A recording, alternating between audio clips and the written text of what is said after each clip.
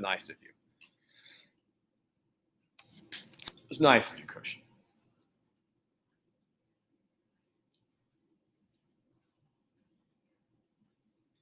All right, ladies and gentlemen, welcome aboard. I got a few things for us today, but we're going to start off with one of my favorite problems.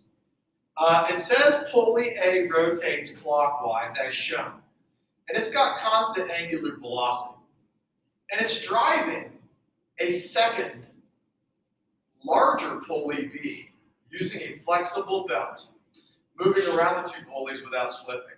The radius R for A, for a pulley, is half that of radius B. Now, they didn't put the radii up there for you, but if they did, what they're insinuating by this is if you would just make a little radius on here, and then maybe you were to make another radius right there, what they're saying is this is half of what that one is. So that's the correct sizing. So is the magnitude of the angular velocity of pulley A greater, less than, or equal to B, and the magnitude of the linear velocity. So here's what we're focusing in on now. Angular velocity and linear velocity, and what that might look like. This is slightly more tricky than you would think on the surface.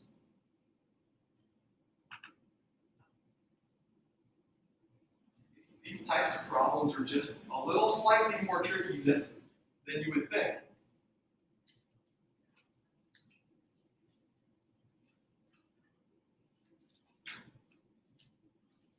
Not possible, just a little slightly more tricky.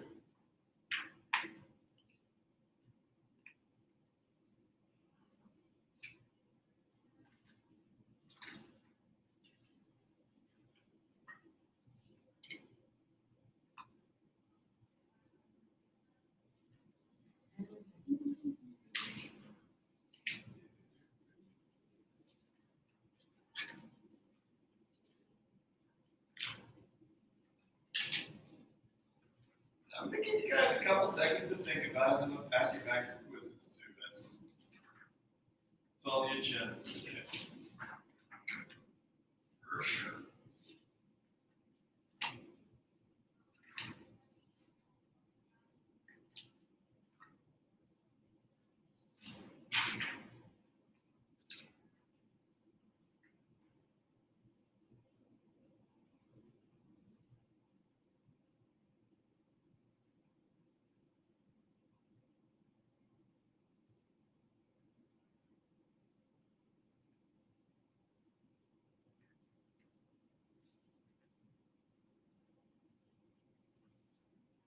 I think there's an obvious answer to this, and I think there's maybe a not so obvious answer to this.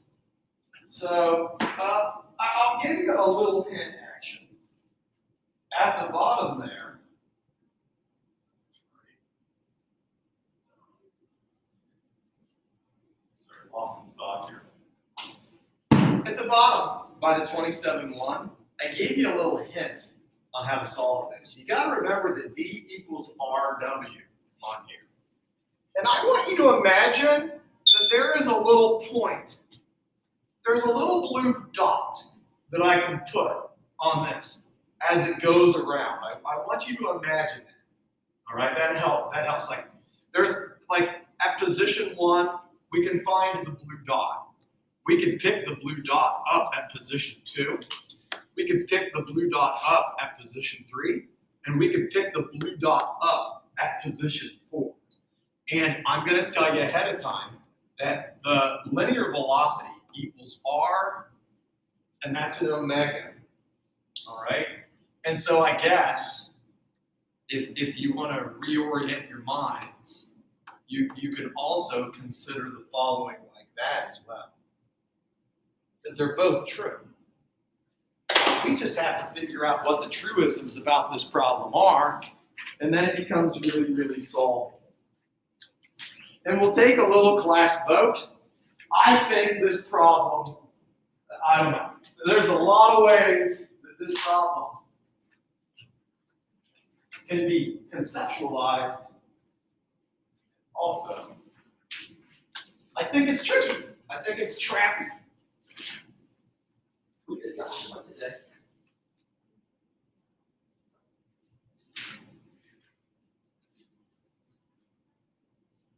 She's in the beers right now, isn't she? Yeah. I've got time to go on the paper. Maybe the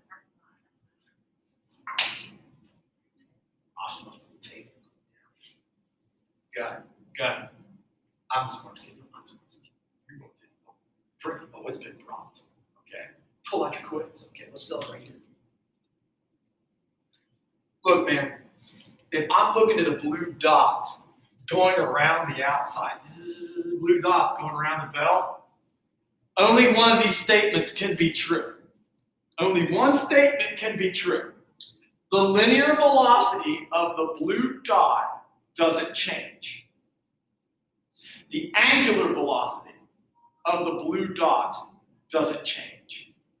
What makes the most sense? What makes the most sense to you, Cole? The angular velocity of the blue dot doesn't change. Now, I want you to consider the following.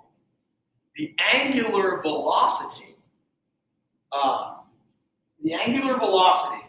would be how many times, here, I'll use a different color. The angular velocity would be how many times this can spin in a time period, like radians per second.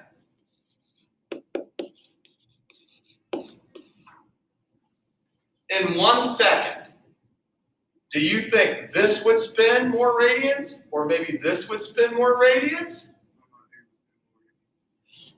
That's what makes this so hard. You really, what you said made perfectly good sense until you consider the number of radians per second. This is what makes doing circular motion so complex for our brains to pick up. But what's funny is you were able to walk yourself back and pick it up. That means good things for you.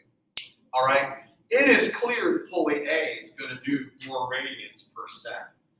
It's clear. And if we were to look at these things, we would find that that's spinning way faster in a sense that's angular. Now, here's the illogical part of it, okay? This is Calvin right here. Calvin is stuck on the belt on the outside. This is a huge game, like Wipeout, where he jumped on a belt and he's going this way. What's really odd about this is that the belt is stuck in its own world, separate from these spinning worlds. So, the linear velocity that you could jump off, do you believe that 1 and 3 have the same linear velocity, no matter what? No matter what. Cushy, we're going to time you with a radar gun. We're going to time you the amount of time it takes to go from here to here, or Calvin for that matter. Do you think that would be the same amount of time to go from there to there? If the belt isn't slipping, that would have to be true, right? And here's what's weird. If you're going to get thrown off right here, your linear velocity would have to be tangential to that. If you get thrown off right there, you'll run that race the exact same way, no matter where you are. Linear velocity is what stays the same. Your linear velocity at every point stays the same. At the edge of the pulley. Now I'm going to blow your minds again. Mr. Matthew was talking about a blue point at the edge and a blue point at the edge. If you come in, these blue points, linear velocities go down to 0. So that's the reason why the author of this was so keen to tell you it's on the edge of the pulleys. That's not true if you're inside. Okay, babies? I know, this is trickericious, So what is the angular velocity of pulley A? Is it greater than, less than, or equal to the magnitude of the angular velocity of pulley B? Okay, so now let's go with a truism. A truism. If the velocity is the same and the angular velocity isn't the same, why don't we set the problem up like this? The velocity for A equals the velocity for B. Because that's true.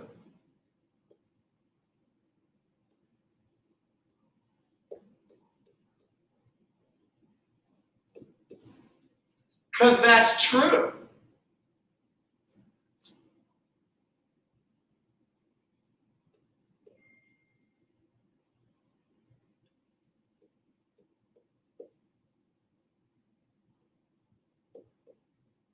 Because that's true.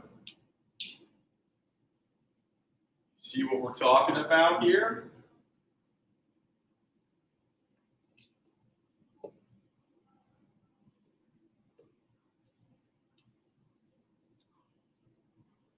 So the R's make up the difference in what we have here. So if we have A at half R, its speed has to be faster than that of B. It actually has to be double. Okay? So the angular velocity of A is double that of B. Or you can say B is half that of A. But it's a direct proportion set equal like that. Boy, I'm going to tell you something. I just wish a teacher would have sat me down in high school and explained it exactly like that, because that is super daggone confusing. To me, I can see that the angular velocity wouldn't be the same for both of them, because if you've ever seen gears spin in a watch, in a record player or something like that, in a car, tractor, car engine, or like in tractors with pulleys, then that's something I knew all along. It took me a while before I could buy in that every point I could paint on this belt would go the exact same. But I'm going to tell you something. If you actually put spray paint on a belt right here and you use a strobe, you can get the linear velocity pretty easy. And it doesn't matter where you put the paint or where you pick the dot up. It'll strobe out with the exact same linear velocity, and that's called a timing light. You guys probably have never cracked open an engine, and you know that there's one pulley in your engine with gears that spins all the time, even if your car's in park. Even when you're driving, it's called the timing chain. Believe it or not, they use computers now to time them. In the old days, they opened up a crankshaft, they put out a strobe, and they timed it to factory specs. That was called, oh, my car's out of timing. Well, it's easy to do when you consider that every single gear has its own angular speed, but the linear dot that's on the outside of that gear is going to have the same linear velocity no matter where you catch it. Sorry, I digress. You guys are the best. You put that away. Let's talk about our quizzes. We did really well on these quizzes, in my opinion. A couple little ideas we need to tweak. But otherwise, I thought we did a nice job. Let me explain. Oh.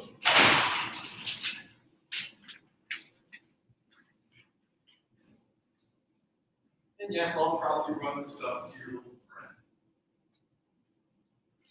friend. Cheers. I got it. This was out of 10, and I thought we did a nice job. I gave you this quiz, and I made the quiz come out of 10. Fellas, you're going to have to go into the email. Jeremy, I gave you an email response back to your quiz.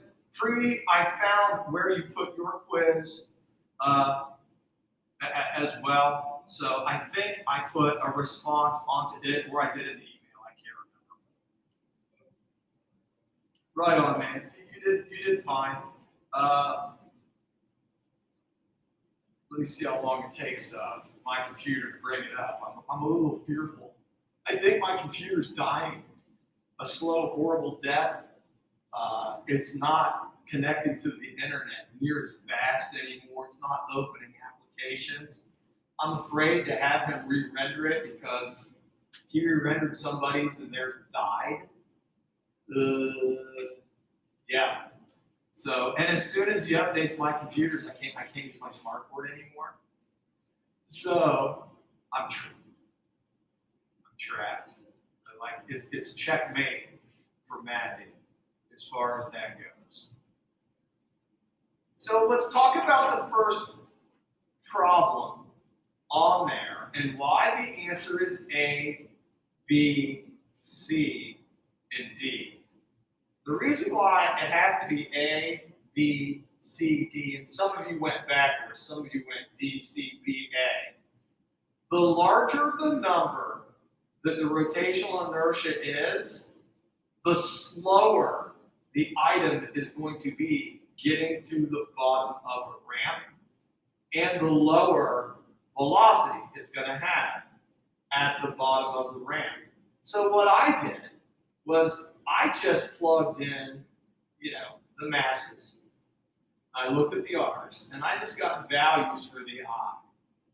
The higher the I, the slower it is. But if you see the problem, it says rank the problem in a specific way. And I can't believe the wheel is still spinning. Like, I literally can't believe the wheel is still spinning. Oh. Here it comes. Let's see how long it takes to open just a random PDF. Wow. How about us? Yay for technology. Okay, peeps. So once again, what I explained to you is what I did. I plugged a 1 in here, and I just made an imaginary R was 1. That gave me a 2/5. For B, I said 1 and 1 again, but that's a hollow sphere, so I got to go 2/3 on that. And I gave you those. All you had to do is plug them in. For C, it was 2. See, C has got 2 times the mass. Some of you forgot that. And D was just 1. D was easy for the just mr squared. Look, any mechanical reason you want to give me is fine, but it's easy to see that you were to rank the objects based on which will roll the fastest. Okay? So V increased with the inverse of I, which means as I went up, V went down. So you can say V increased with the inverse of I, or as I went up, V went down. You could have used meow meef and proved the relationship between V squared over R and translated that back. Some of you did that, and that was awesome. That's what I was looking for. Just beware on the AP Physics C exam, if they're asking you to do this, you're going to have to come up with a way to thread in those equations to show that. A was our hardest question, and here's the reason why. Oh, just kidding. Here's the reason why A was our hardest question. Ladies and gentlemen, you all know meow me. Ladies and gentlemen, I could care less about the answer. Look at what meow me led us to in this problem. We needed to have a half mv squared. We needed to have a half IW for a sphere. We needed to have a half IW squared for a pulley. You can't leave the W's alone. You had to use a connector equation, which is V equals WR, which means W equals V over R. So once you have the connector equations, this problem solves itself. And here's what I mean. That W translates to this. This W translates to that, because let's face it, W equals V over R, which is what we just did in our journal, by the way. Okay? So you just if you're squaring the omega, it's V squared R squared. And then you go through a whole algebra series on the AP Physics C exam.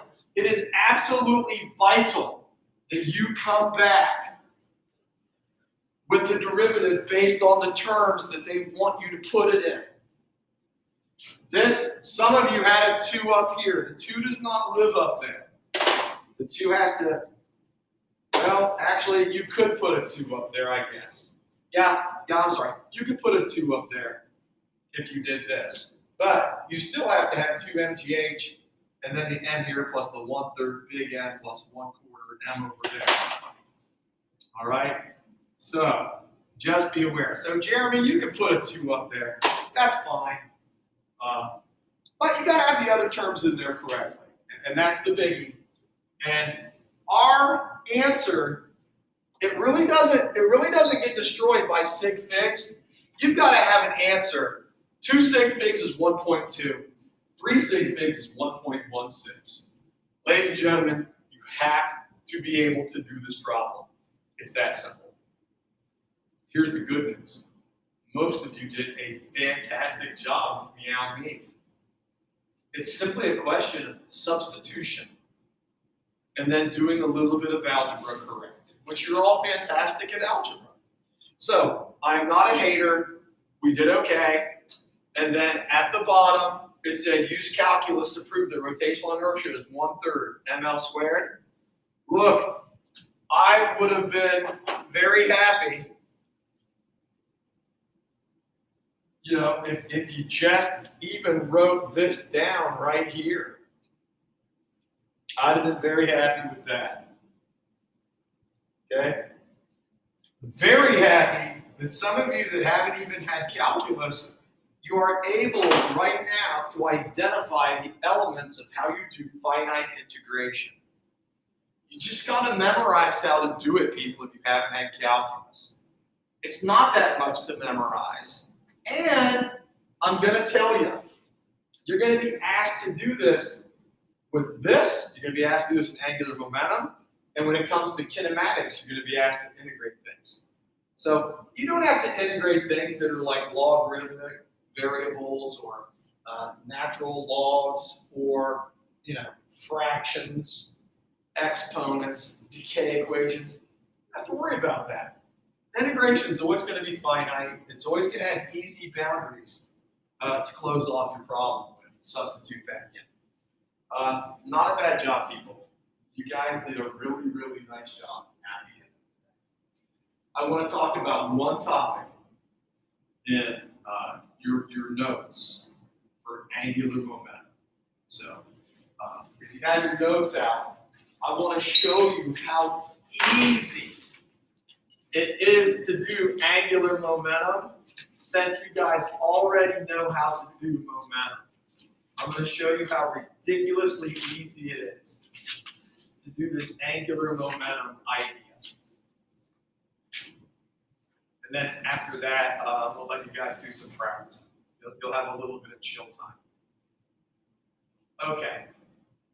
So, when it comes to angular momentum, we've already gone down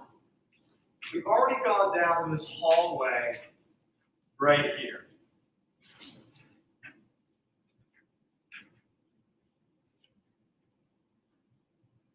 I don't think you need to look at angular momentum as being anything different than linear momentum. I think linear momentum is very simple. It's mv. If you want to know angular momentum, glue an R onto it. It will always work if you stick an R onto it. Mr. Matthew, you crazy. I always see angular momentum as an IW, not an RMV. If you substitute an omega R into that V, it creates an MR squared omega, which is IW. So through substitution, people, it's the exact same thing. Now, just like torque, I want you to remember that angular momentum is a cross product. That means when the figure skater is spinning around with his or her arms, the direction of the angular momentum is up or down, not in the direction of the circles of their arms. What does that mean for us in all practicalness? And I'm not even going to discuss this. I don't need to. I want you to consider this figure skater. Look at her hair, it looks awesome. Look at her dress and all the blood in her body. If we're talking about a singular particle, the formula L equals IW, it holds for circular motion where the origin is the center of a circle. Okay? Because of that, we can say that angular momentum is conserved for particles that go in a circle. Okay? It's for sure conserved. So look, underneath torque and angular momentum, I want you to write this down. Force is to a change in momentum over time, as torque is to a change angular momentum over time. So I got a little space for you to write that down. I got a little tiny space for you to write that down. Mr. Mackey, you haven't taught me anything new today. I'm sorry. You're right.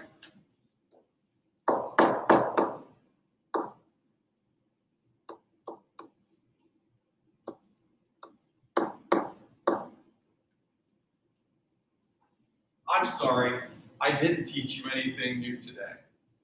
Look, F equals MA, F equals M delta V over T. That is this. Okay?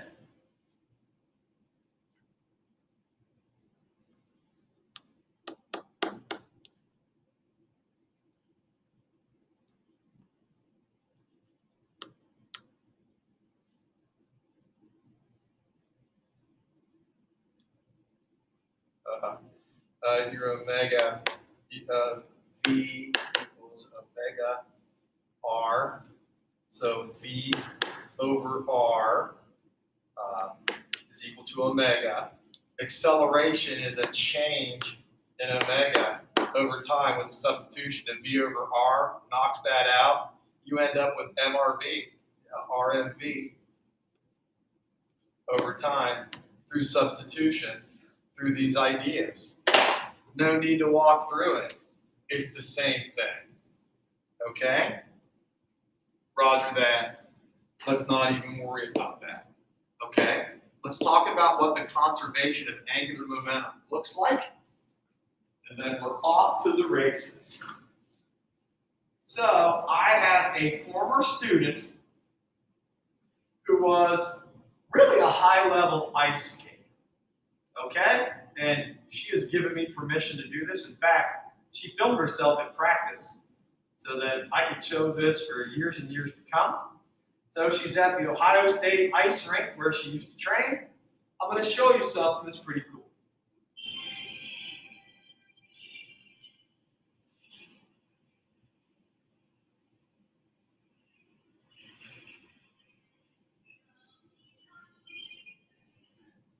Whoa! We've seen it a million times with ice skaters. Let's watch it again.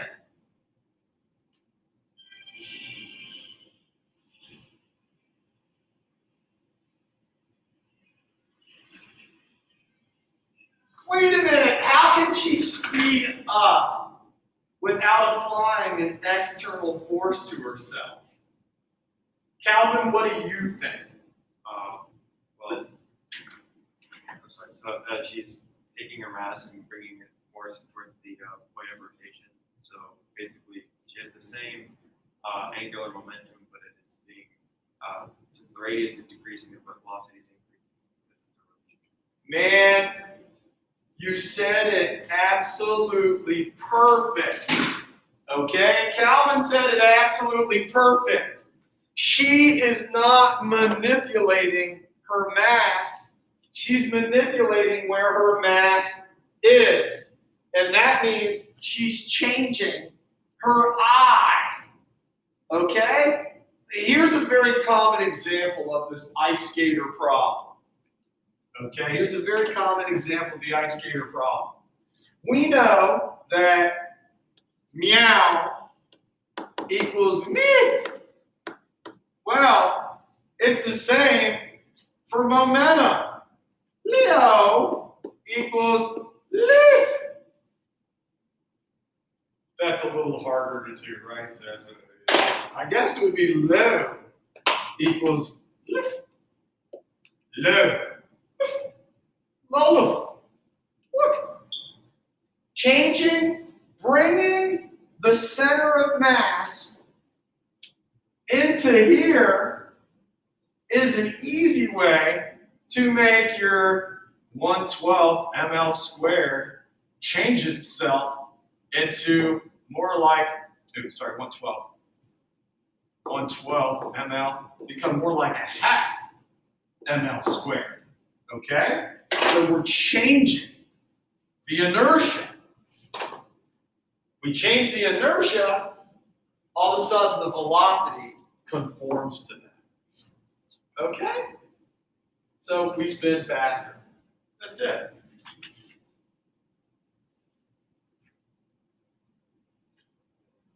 Very cool. Speeds up. We know that.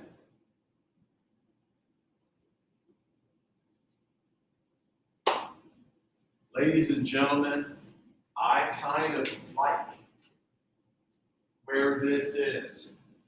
Right now, I did want to go on to a bigger conservation problem, but I think it would be better right now if we just pump the brakes for a second and let's take a look at the sheet that I gave you all, which is kind of like a checkpoint of where we are now. I want you guys to tag team this as a class. You guys can move if you want to move, or if you guys want to open discussion from your seats where you are now. I am okay with both of those ideas. All right. My RLAs right now, I'm going to load this for you. You're going to find it in the B27 folder. It's a very easy worksheet. And you know what's cool about the worksheet? There's an answer key on the back of numbers. It's worked out on the Weebly, but there's an answer key of numbers. So for Jeremy and Pre, I will now load this thing for you. Like you had. What is that sheet called at the top? Chapter 11 check. Roll call. There it is. There it is.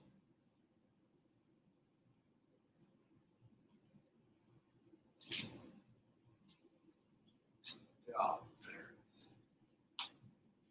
Nice. All right, fellas, let me just put this in PDF form. I'm assuming it's not going to take 5 hours to load. It shouldn't. I'm having good luck getting things into my Google Drive.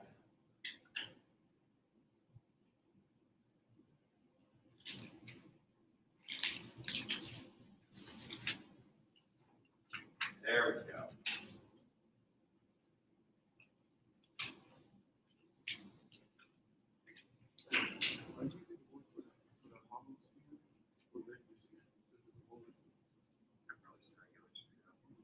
I don't know how they make both. I think they just okay, I'm almost there, gang. Just gotta cut through the 9 million things I see you have looked it up. I'm doing it right now. Right out now. Although, there are you. He doesn't give us a There it is. So I think this is how It's just like a share. ABC 11.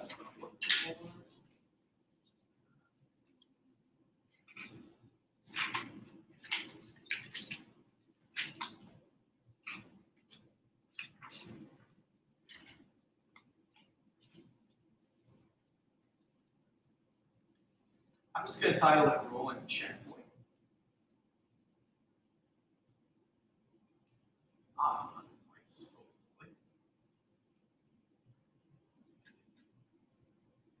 Not certain what it's to.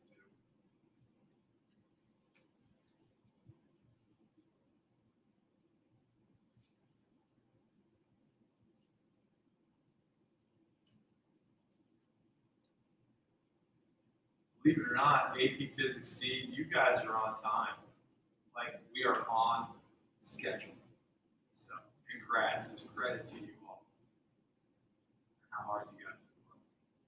For sure. All right, there it is. Jeremy and Pre. You can see this loaded there. I'm going to move it into the 28 folder for you. You can just open it as a Cami or you can print it off as a PDF. Makes no difference to me. But do remember I did put the equations there. The equations are actually on the second sheet, kind of towards the bottom. And I don't have a specific due date in mind for this thing, so we may come back and revisit it. So I think I put Friday. We'll have to finish it up by Friday. But I don't want you guys. I want you guys to feel like you need to work on it. And that's it. You guys can get out of here, okay? You don't have to stay logged on with me. I appreciate your time. You guys are the best. Sound good?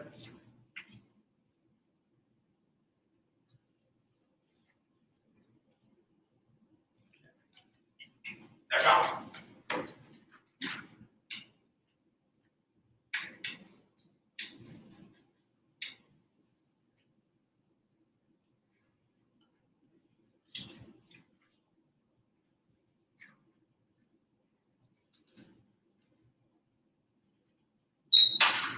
I'll just tell Ashima. Do you have Ashima's cell phone? Yeah. Just text her, tell her, stop by Matt. It's happening. That'd be easier. I'd send her an email, but maybe she doesn't like check her email every single period.